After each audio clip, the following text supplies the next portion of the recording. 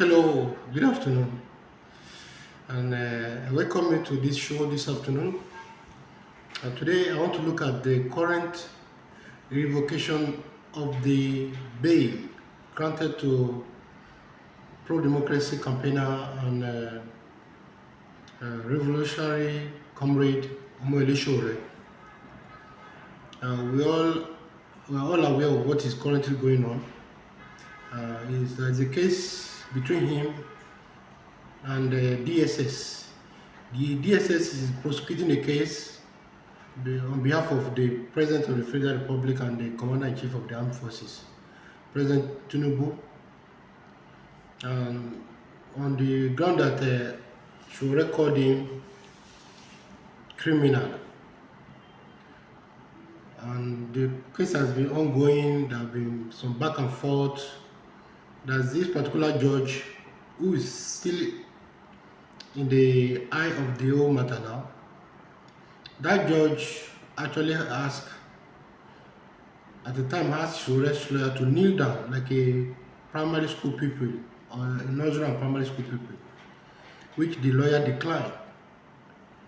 Okay?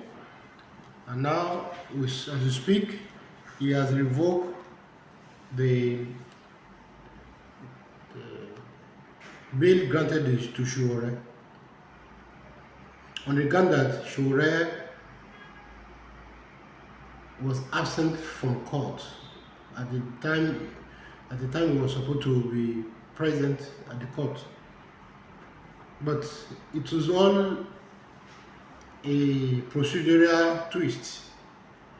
And now my concern is that why is it that these people rely so much in going after a Nigerian that is determined to fight for a better Nigeria, a Nigerian that is determined in making Nigeria better, in seeing Nigeria become a better country by challenging the status quo?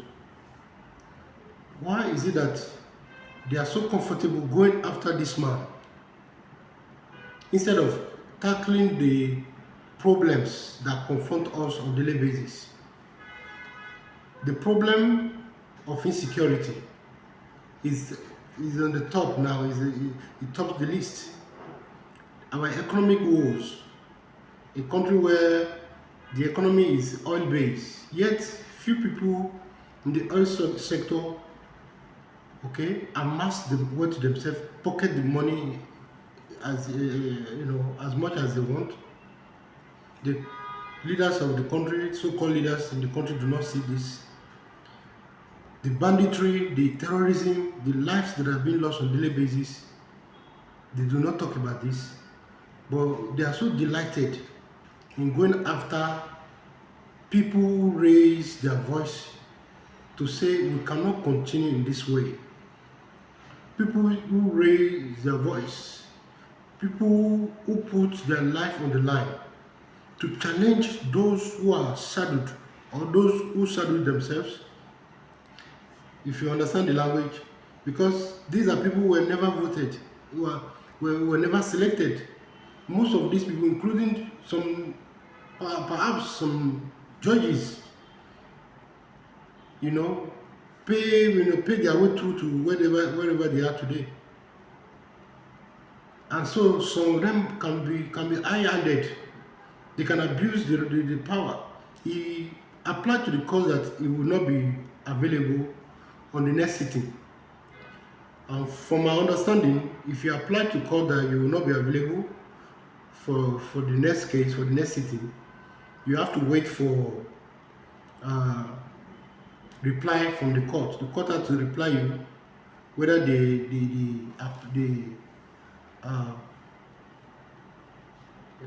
okayed, whether they accept your request. So you need to hear from them before assuming or accepting that your request was either granted or not. You do not just write a letter and assume that your request has been granted. So on the account of that, procedural and judicial twist, the judge declared him wanted.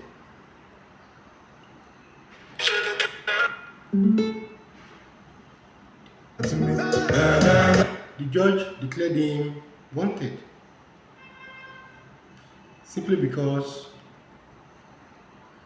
he wrote to them, he didn't hear the feedback, and as a result, he could not show up. And I also learned from some lawyers who are looking at the situation that in the letter he wrote, that is Omoyele Sowore, or his legal representative wrote, the reason why it will not be available was not indicated.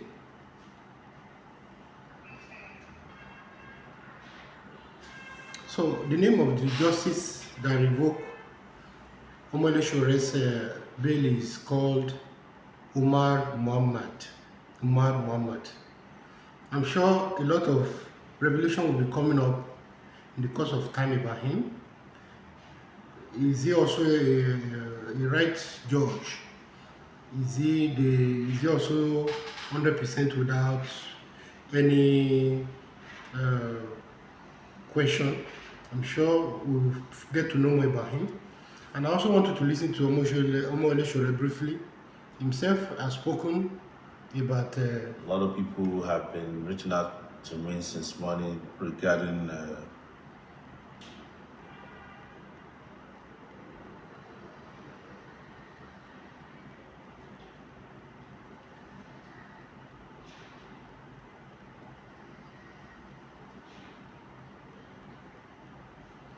I wanted to listen to him. and thank you for joining me this also late afternoon over some developments that have been happening in Nigeria concerning me. A lot of people have been reaching out to me since morning regarding the news circulating that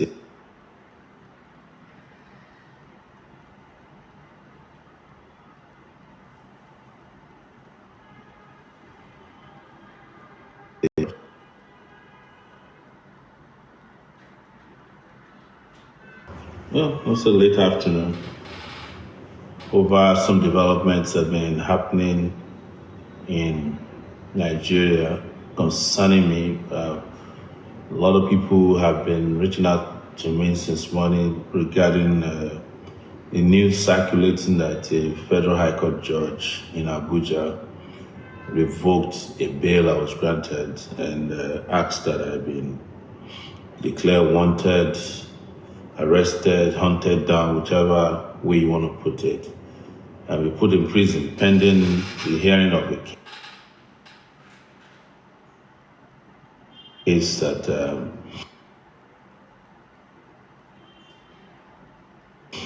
the judge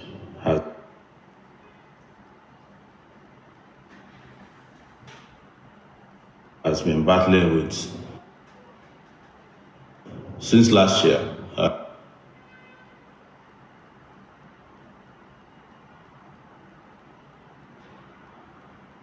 This case in a criminal.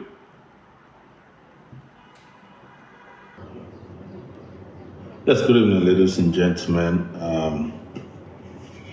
And thank you for joining me. Arrested, hunted down, whichever way you want to put it. Who have been reaching out to me since morning regarding the news circulating that a federal high court judge in Abuja revoked a bail I was granted and asked that I been declared wanted, arrested, hunted down, whichever way you want to put it, and be put in prison pending the hearing of the case that the judge has been battling with since last year.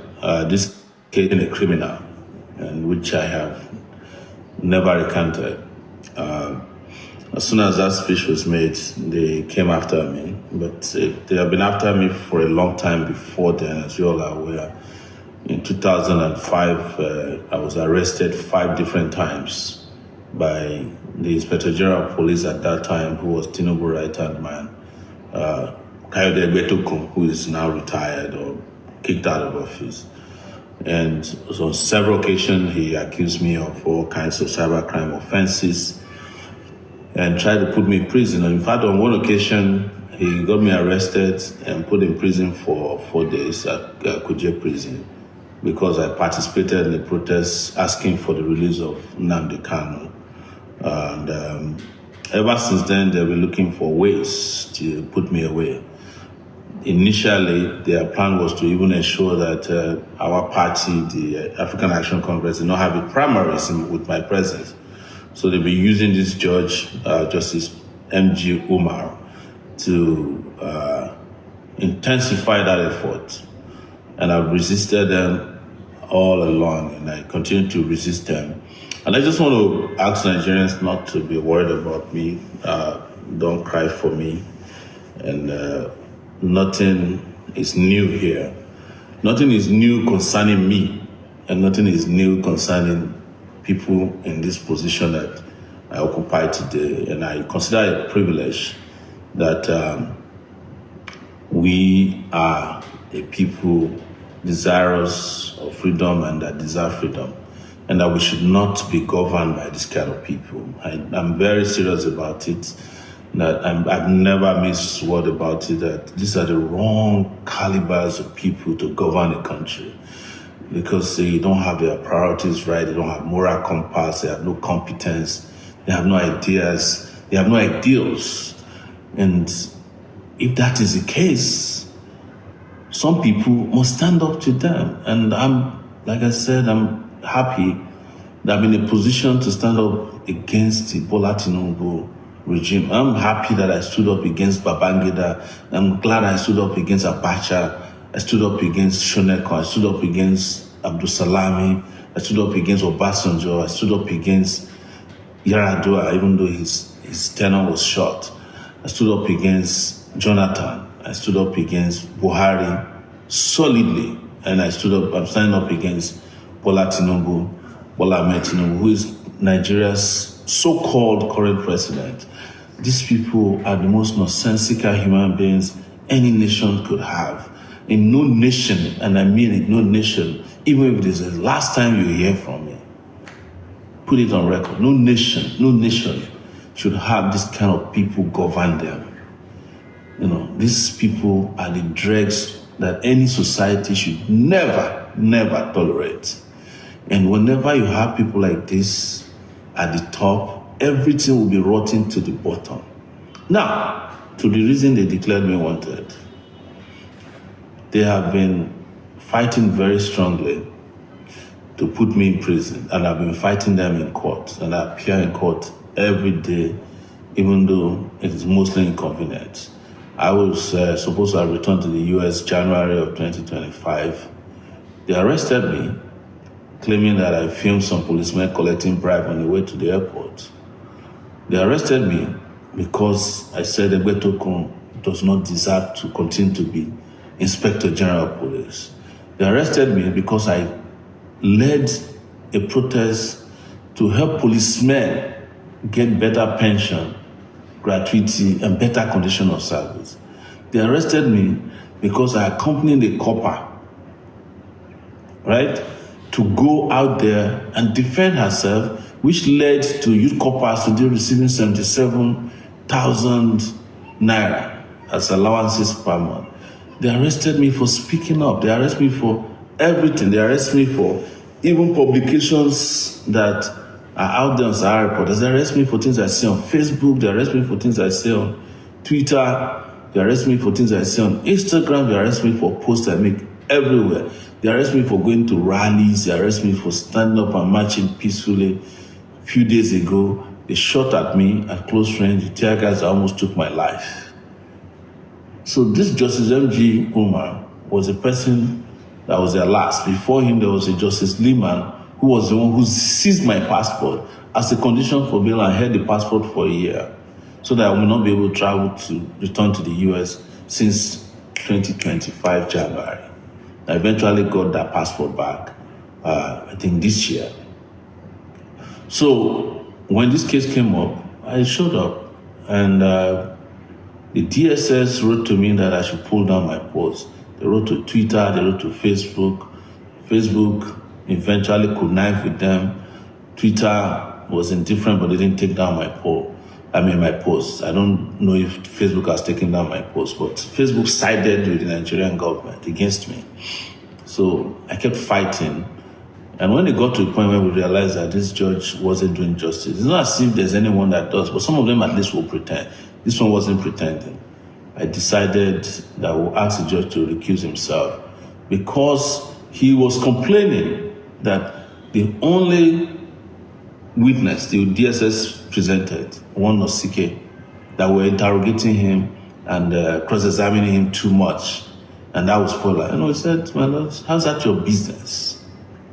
So this is a judge who then asked my lawyer, Marshal Abubakar, to come and kneel down in front of him. This is Justice M.G. Umar.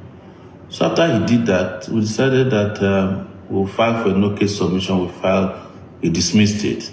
And we then told him that going by your demeanor, your attitude, and how you have conducted yourself in this case, you are not supposed to be hearing this case anymore. We wrote to the Chief Judge of the Federal High Court. He said no, they should continue. So my lawyers decided to abandon the case. They said they are no longer respected and they don't feel safe and they don't believe that this man can ever do justice in this case. We're talking about Justice M.G. Umar. And Justice M.G. Umar stood up in front of him the last hearing and told him, I move a motion that Justice, we have asked you to recuse yourself, please leave. He said, that's fine. He will rule on it yesterday. Yesterday we went to court. They had moved this court elsewhere. Something it was a temporary judge who was standing in for Justice Ekwo, who was suspended for 6 months or so for corruption. So that one is back. So they moved this court elsewhere to the third floor. They didn't even send us a notice of hearing telling us where we looked for the court, found the court. And when we got there, waited from 8:20 a.m. This judge did not show up. At about 12 noon, he sends his registrar to come and tell us that he's not sitting, he's too tired, he's confused, all kinds of excuses.